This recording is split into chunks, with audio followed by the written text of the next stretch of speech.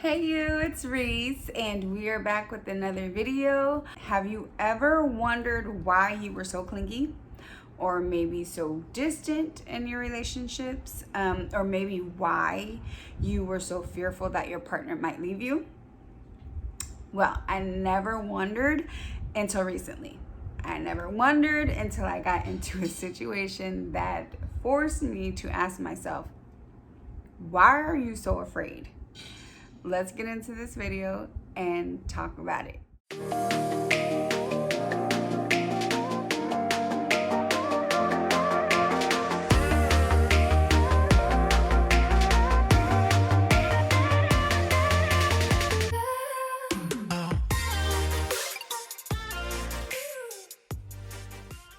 Okay, so you already know we're going to begin with prayer. If you're new here, welcome. We always start with prayer. If you're not new, welcome back.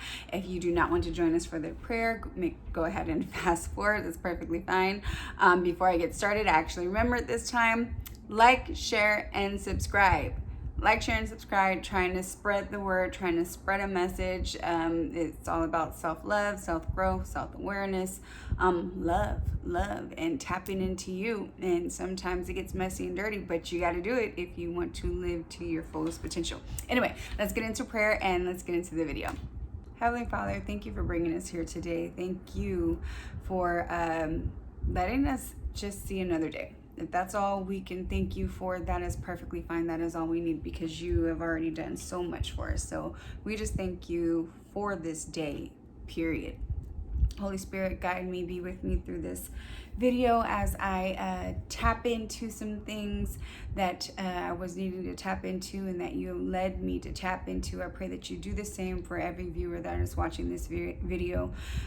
Some may not want to tap in, some may want to tap in but just don't know how to.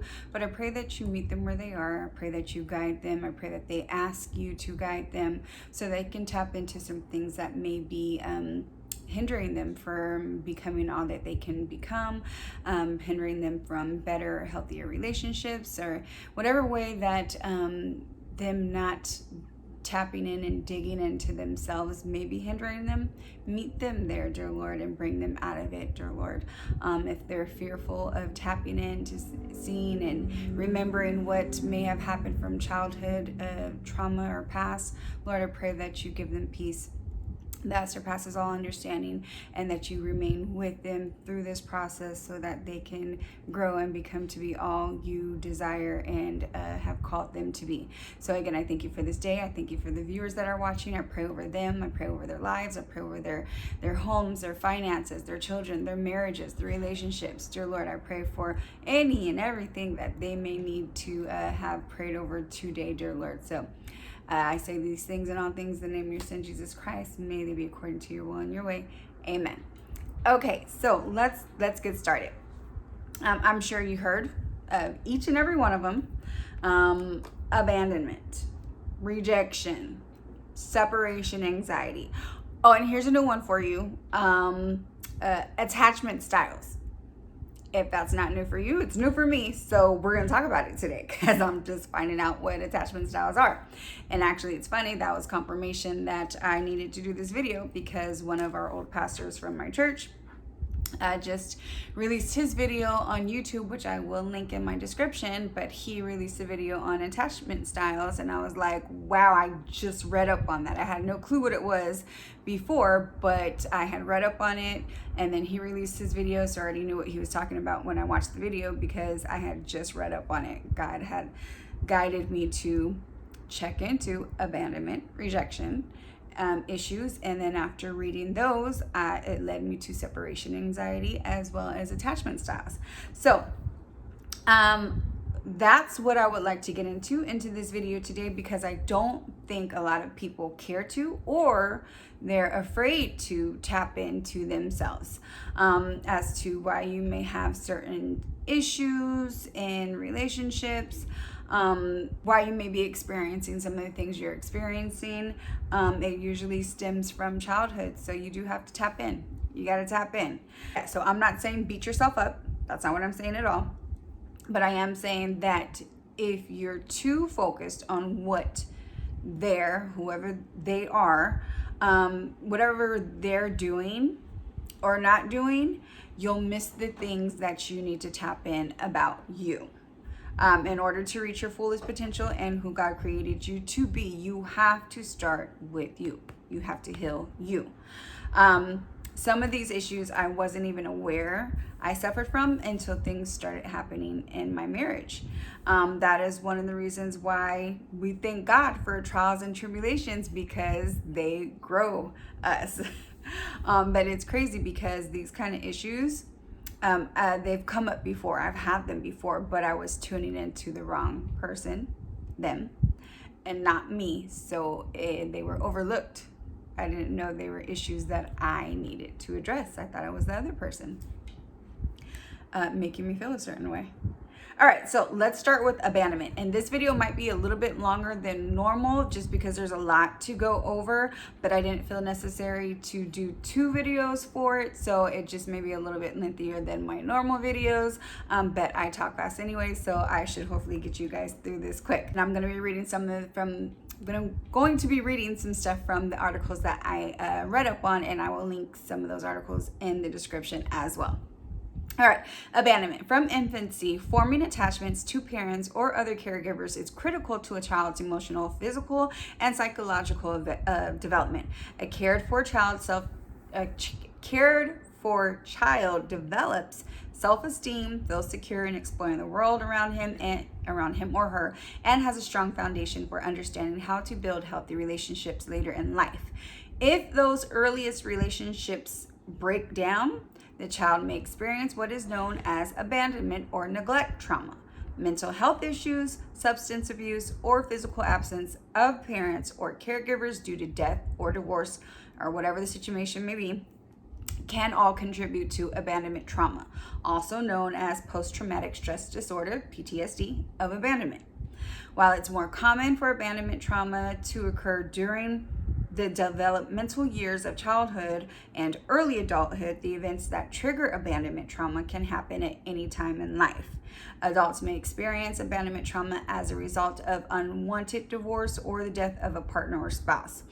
The ending of these most important relationships can make the individual feel less safe, less loved, and less equipped to have healthy relationships in the future. Some causes: a parent who is emotionally unavailable, that's some causes to abandonment issues or trauma. A parent who is emotionally unavailable, childhood neglect due to substance abuse, such as alcoholism or drug abuse, mental illness, such as depression in a parent or caregiver, a serious physical illness in a parent or caregiver, leaving the person unable to tend to the child's basic needs for love and attention, the sudden loss of a parent or caregiver, significant family instability, such as parents who are preoccupied with a difficult divorce or a parent who is only sporadically engaged with the child. And again, abandonment, it doesn't necessarily have to be those situations. So my experience with abandonment started as a young child, maybe between 4 to 6 years old. Though it was not the fault of my mom, it was not her fault. She had to go to work. She had to take care of us. So she didn't have a car, and childcare has always been expensive. So she couldn't really afford childcare either. I mean, who can? She had to do what she had to do. So she left my sister and I with a friend of hers, a friend and her husband. And from what I can recall, I didn't know them too well. We stayed with them for I think it was the summer. And though they were very nice, they were very, very nice. They made us oatmeal in the morning. If you're old school, if you're older than 30, you'll remember the oatmeal that had the little dinosaur eggs in it that would turn into dinosaurs after you put the hot water in. Yeah, so they would make us that, but that didn't matter to me. I wanted my mom, or I at least wanted someone that I was close to, that I was familiar with, that I knew. I'm a huge mama's girl, even now. So all I could think was that my mom left me. She's gone. She left me. That's all I could think of. And so I was a kid. And so work and her having no car and childcare being expensive, that meant nothing to me. I had no clue what that meant, other than my mom dropped us off here. She waved bye. She said she loved us, all this other stuff, and she left. And I was like, where's my mom? Why are we here, and why is my mom not here? This memory, it came to me because I asked God, why am I so afraid of being left?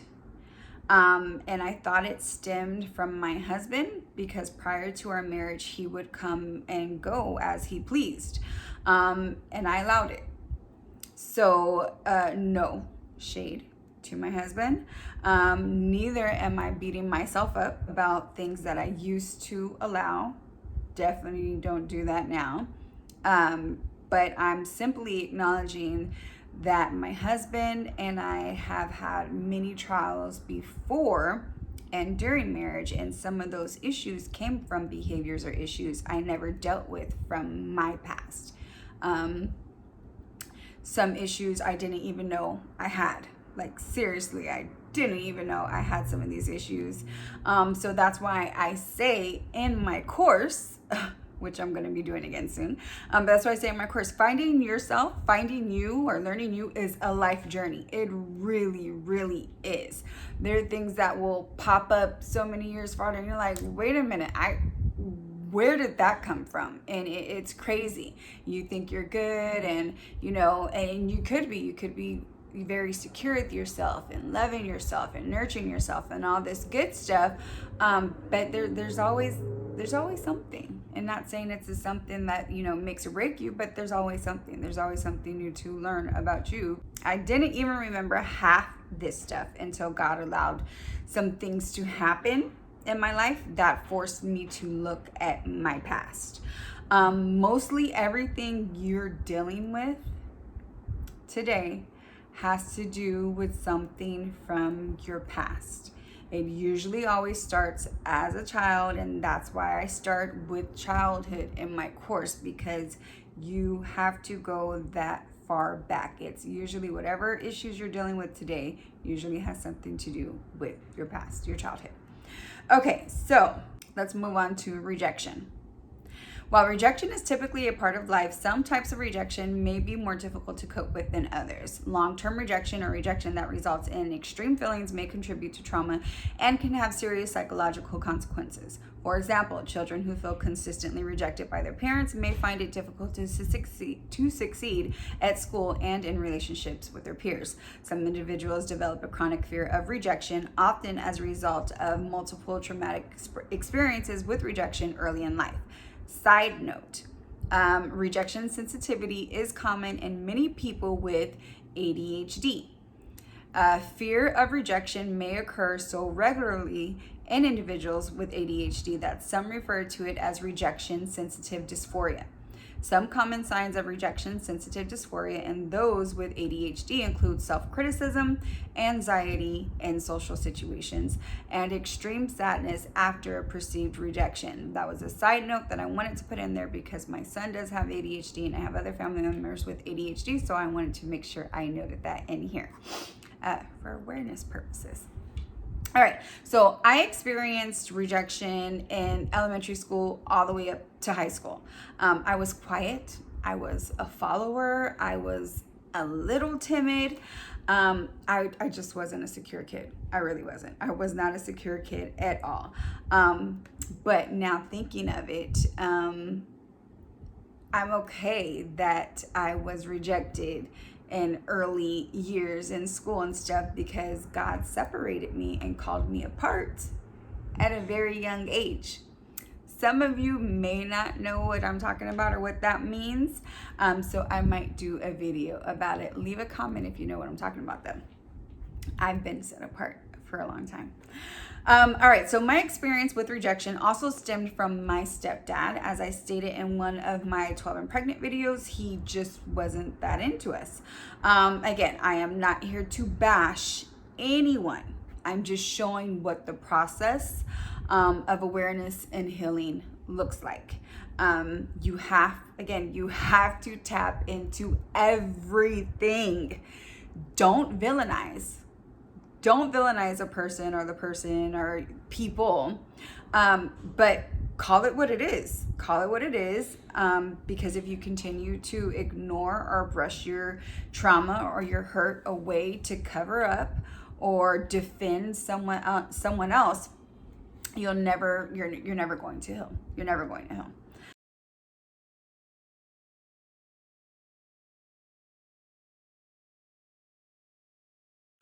So anyway, my stepdad, being the way he was, caused my mom to have to be in the middle. And many times when she was just trying to fulfill her wifely role and put her husband first, per Bible, I felt like she loved him more than she did me.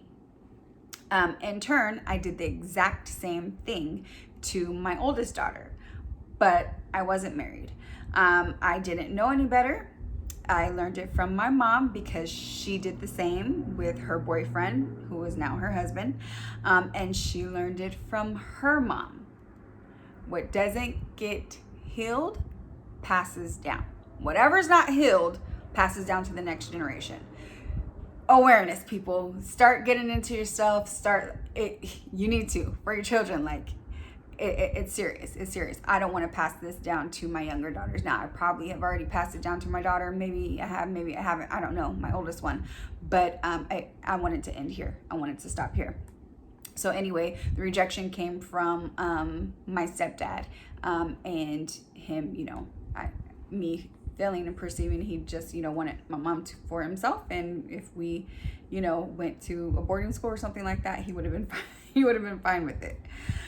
Okay, so also with school, rejection in school as an early childhood, elementary school rejection, and then stepdad rejection. All right, so separation anxiety is when someone is afraid of being apart from or losing a person or attachment figure. While many people associate the condition with children, adults can experience the separation anxiety as well. Another side note, a person may develop extreme anxiety due to the separation or anticipated separation from a specific attachment figure. This can be a person, place, or even an animal. A person may also manifest physical symptoms of separation anxiety, such as nausea and headaches. So basically, a person can make themselves sick thinking about separation. Some symptoms. Excessive distress before and during separation. I kind of suffer from that. Excessive worry about losing the attachment figure. I somewhat suffer from that. It used to be a lot worse. I don't suffer with it as much now, but I still suffer with that. Excessive worry about events that may cause separation from the attachment figure. I somewhat suffer from that. Reluctance to leave the separation figure. I suffer from that. I don't like being apart. Unless I'm having like a whole lot of fun, it would be hard for me in situations to leave my husband. And I did the same thing with my mom. I wouldn't leave my mom. And sometimes it was because she wouldn't want to be left alone, and I was her backbone. So she'd be like, you're leaving me? And I'm like, no, mommy, I'll stay with you. And I would stay with her. And I did the same thing to my daughter. And my daughter would stay with me. Again, what doesn't get healed passes down. You pass it down. So persistent and excessive fear of being alone. I don't struggle with that. Reluctance to sleep away from the attachment figure. Don't suffer from that. Repeating nightmares about separation. Don't suffer from that either. Reoccurring physical symptoms during real or anticipated separation. And I don't suffer from that either. All right. On occasion, people may categorize an adult with separation anxiety disorder as controlling or overprotective. However, their actions are often an adult's way of expressing their fears in regard to separation. So this was a big issue in my marriage. My husband thought I was trying to keep him caged in or act like his mom, when really I was just scared of him leaving. I didn't want him to leave, even if I knew he was coming back. In the past years, prior to our marriage, he would leave and not come back, or he would leave and cheat. So his previous patterns triggered me almost every time he went out. And it's still somewhat of a trigger now. Not that I was trying to hold his past over his head, or that I didn't want to trust him, or that I thought he was actually doing something. I was just scared of the possibility of him not returning, or the possibility of him doing something when he was out. Not that I thought it, but the possibility would creep in my head. Excuse me. The biggest and main issue, though, is that I was scared for him to leave, and that made him feel imprisoned. He's not the root issue of this, though. My mom is. I remember screaming and crying and holding on to her leg when she would leave to go to work, and I think I was like in the 3rd grade when I was doing all this. Like, to experience separation anxiety at that age, it was, I think I was old enough not to be experiencing that. But I would be scared getting dropped off at school and or daycare because I didn't want to be without her. I didn't want to be alone either. I don't mind being alone now, though. But it was a big issue when I was younger. Oh, by the way, not being scared to be alone and being scared to be alone are 2 different things. Or let me see if I said that right. Not being scared to be alone is different than being scared to be left alone. That's what I meant. You cannot be scared to be left alone, but be scared to be alone.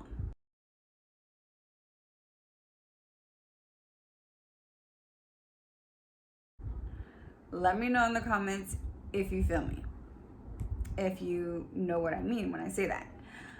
My separation anxiety stems from early childhood abandonment, or what felt like abandonment. My mom never abandoned me, but I felt like she did. Those with obsessive compulsive disorder, OCD, are more likely to experience separation anxiety as an adult. Those with separation anxiety often have other coexisting conditions such as social phobias and panic disorders, which I do have OCD, not a severe case, but I do have it, and I used to have panic attacks all the time. All right, attachment styles. Attachment styles are used to identify how a person relates to others in their life. Attachment styles, otherwise known as attachment patterns, develop in childhood and carry on throughout adulthood. Broadly speaking, the 2 main types of attachment are secure and insecure. Childhood experiences shape all types of attachment. Each type will be shaped by a different experience. Depending on the type, they will experience anxiety about losing the people they love or being rejected, avoidance of close relationships, discomfort with intimacy and closeness in relationships, negative self-image or low self-esteem, suppression of emotions, dismissal of harmful events or experiences, distrust for others. All right, so I am ambivalent, which otherwise known as anxious. Anxious attachment, also known as, ambivalent attachment, also known as anxious, preoccupied, or ambivalent anxious, is a style of attachment in which a person needs and craves intimacy, but struggles to trust or fully rely on a partner. What this means is that a person may be open to intimacy, but they often feel scared or worried that they may lose the person they care about if they do open up. Their desire for connection is inconsistent with their behavioral patterns. They also have anxiety surrounding their relationships and fear of rejection from their partners. In their worry, they could become anxious, needy, manipulative, which I'm not, or dismissive towards their loved ones, which can lead to breakups that the person with this attachment style fears. So because we're fearful of breakups and being left and all that stuff, we do things that actually could cause that to happen, which makes no sense, but it is what it is. Excuse me. All All right, so avoidant, which is what I think my husband is. Avoidant attachment describes a person that has trouble tolerating emotional intimacy or closeness. They may not actively seek out intimate connections with other people. An adult with avoidant insecure attachment may have difficulties with intimacy, avoid getting involved in social and romantic relationships, be unwilling to speak to others about how they're thinking or feeling, suppress negative emotions or thoughts so they don't have to deal with them openly. Causes. Anxious attachment develops when a parent or caregiver is inconsistent with their response to a child's emotional needs. This could mean that a child's caregiver would sometimes be emotionally available to the child, while other times they would be cold and closed off. When it comes to this, my mom was pretty much always emotionally available. My stepdad was closed off. So I didn't experience those from the same parent, but I experienced both of those from my mom and my dad, my stepdad. In this instance, the reason behind the inconsistent emotional love and support provided by the parent or caregiver isn't fully understood by the child. They don't understand why they receive love on some occasions and not on others. Therefore, they grow up being fearful that they won't get the emotional support or love that they need at any given time. Avoidant. Adults who develop an avoidant attachment style often had a childhood experience where their parents or caregivers were emotionally unavailable in a way that left them feeling unloved or rejected. They may have also dealt with their caregivers being distant, closed off, or especially hurtful and dismissive when they felt they needed care the most. This could include times when they were scared, sick, or hurt.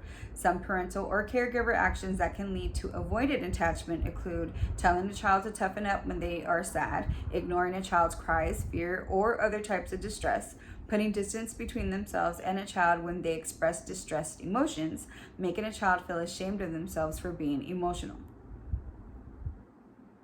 So, those are some of the things. As you can see, we are completely opposite, and our upbringings did help shape us. And so that's why it's super important to make sure you're healed and whole before you get into marriage, because if we would have did all this beforehand, we wouldn't be going through all this stuff we're going through right now, which I will not disclose because that's me and my husband's business. And if I decide later to disclose it, or he says, hey, you can go ahead and disclose it, then I will. But at the moment, I will keep that between us. But just know we are going through some things, as most marriages do. But I'm just trying to live what we're going through in front of you in hopes that it'll help you as God is helping me and guiding me. I'm hoping I can do the same for you. So again, as you can see, my childhood has a lot to do with how I engage in my relationships now, and how me not knowing that I had these issues made our marriage suffer. I'm not saying he's innocent. Not by far am I saying he's innocent, because he's not. Excuse me. But that's between him and God. I can only work on me, and I continue to work on me because I want to be the best and healthiest version of me. Yeah, but do you see how a lot of these issues relate? A lot of these issues relate. An ambivalent attachment style most likely would have suffered from separation anxiety as a child. And I did then, and I suffer from it now, but now it's with my husband instead of my mom. So they like go hand in hand. But I swear, learning you, which you'll be doing until the day you die, because there's always something new to discover about you. But it's like a connect the dot game. Like seriously, you're like, oh, let me go back here. Okay, that dot touches this dot up here. Okay, what happened when I was 10? Oh, now I see why I'm doing this stuff at 22 or whatever. So it's really like connect the dots. And a lot of these issues like separation anxiety, attachment styles, rejection, abandonment, like they all go hand in hand for the most part. But I hope this video finds you well and encourages you to tap into you.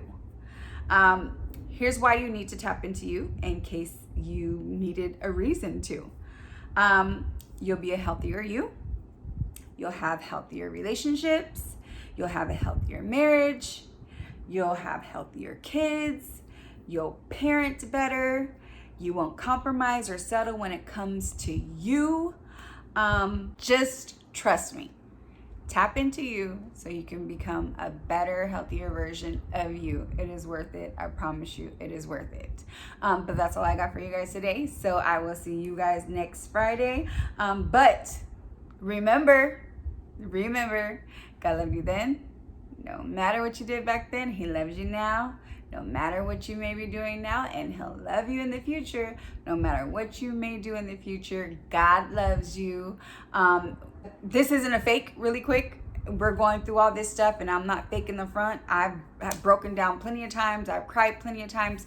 But if it wasn't for the Holy Spirit in me, I would be probably losing my mind right now, not knowing what to do or what's going to happen or what's going on.